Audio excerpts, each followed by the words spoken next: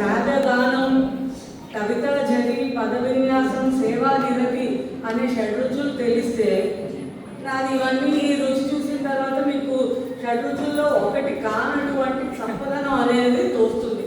ముందరే వార్నింగ్ ఇచ్చేస్తుందని నా గురించి ఇంట్రొడక్షన్ ఇస్తే అందుకే భయపడ్డాను. బాబాయ్ ఇలా చేసేస్తున్నారు ఎలాగా అని. బట్ ఎనీవే నాకు వచ్చిందే నేను మీ ముందు ప్రదర్శించగలను. నాకు లేని గొప్పదనాన్ని నేను నా మీద ఆపాదించుకోలేను కాబట్టి అదే చదువుతాను. పరాభవలో విజయం.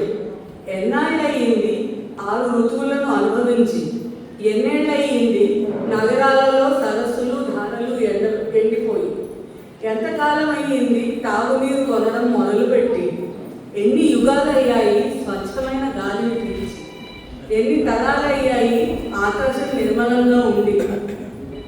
ఉచితమైన నీరు, ఆకాశం, గాలి అనుచితంగా కలుషితం అయిపోవలసిందేనా?